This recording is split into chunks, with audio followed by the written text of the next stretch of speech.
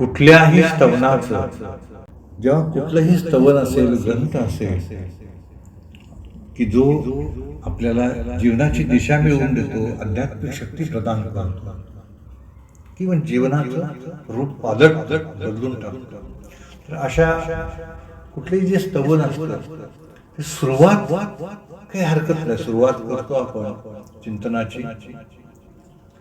परंतु अंतिम क्षण जेव्हा येतो ते संपवायचं असतं, तेव्हा बऱ्याच आजूबाजूला अशा शक्ती असतात की त्या शक्ती वाट बघतात की आपण कुठं चुकतोय, याचा शेवट शास्त्रीय पद्धतीने होतोय का हे वाट बघत असतात. कुठे चुकतोय, हा उठतोय का मधूनच, किंवा याची लिंक तुटते का. या सर्व गोष्टीवर जेव्हा आपण विजय मिळवतो तेव्हा ते काही क्षणात कोसो दूर निघून जातात. त्या कोसो दूर जातात की या शक्तीचा प्रभाव किमान आपल्याजवळ 7 दिवस असतो. तुमरो मंत्र विभीषण माना, लंकेश्वर भय सब जग जाना. इथेही तेच आहे. रामो राजमणी. कुठला मणी? राजमणी. राजमणी म्हणजेच राजीव. पण कुठल्या मनाचं चिंतन करायला सांगितलंय? राम राज. रामाचं चिंतन केलं की राज आलाच तुमच्या, राजासारखा म्हणे आलाच. राम राज सदा विजय येते, माग पाहण्याची आवश्यकताच नाही. राम रमेशम भजे. भजे समर्पण करा, विनंती करा, प्रार्थना करा, स्तुती करा. सहस्रनाम तत्तुल्यम. सहस्रनाम तत्तुल्यम. तुल्य कंपॅरिझन. आपल्याला आयुष्यात काय सवय असते? कंपॅरिझन करायची सवय असते. आपल्या आयुष्यात सकाळपासून संध्याकाळपर्यंत तराजू असतो, सतत तराजू असतो. त्यानं केलं मग मी नाही, मी का नाही. त्यानं ते केलं मग मी का नाही, मी केलं मग त्यानं का नाही.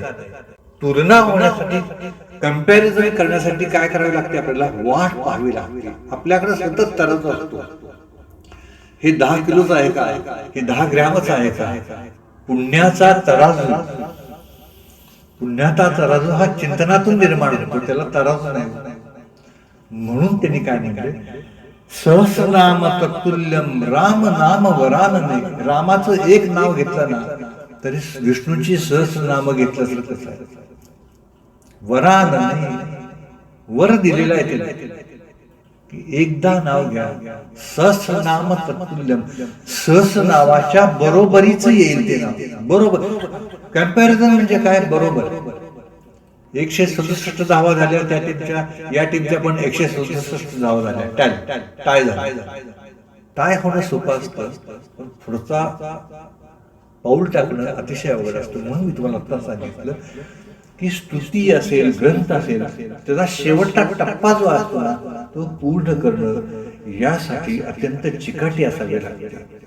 आणि तिथं अचानक जे तुम्हाला वाचन करताना 1% किंवा 2% मिळाले असतं बल, अंतिम क्षणाला 97% सहज प्राप्त होते. कारण यासाठी आध्यात्मिक बैठक अतिशय आवश्यकता आहे. तुलना करायची सवय आपल्याला आयुष्यात मोठी आहे. हे असं झालं तर हे असं का नाही, हा पोशाख इथं मिळतो मग इथं का नाही. हे कंपॅरिझन आयुष्यामध्ये आपलं कधी कधी नुकसान करतं. भक्तीचं कंपॅरिझन करा. 10 मिनिटांच्या, 20 मिनिटांच्या ते स्तुती करतात, मग मी का नाही करू शकत. संस्कृत चिंतनामुळं आपल्या जिभेवरती संस्कार होतात.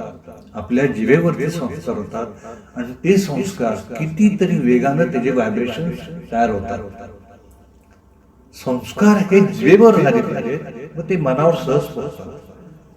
म्हणून या चिंतनाचं महत्व वर्षानुवर्षांनी युगानुयुगे आहे. का? हे प्रभावी आहे, शक्ती आहे. वास्तव म्हणजे काय? वास्तव याचा अर्थ आहे रक्षा. राम रक्षा आणि हनुमान चालीसा वास्तव याचा अर्थ असा आहे की आपल्या जीवनामध्ये जे गुप्त शत्रू आहेत की जे आपल्याला छळतात, दिसत तर नाहीये पण ते आहे. तर त्यांचा नायनाट झाला की जीवनामध्ये रामो राजमणी सदा विजयते. संपला विषय. कशाचीच आवश्यकता नाही. गुप्त शत्रूंना जर बांध घालायचा असेल तर हे चिंतन अत्यंत आवश्यक आहे.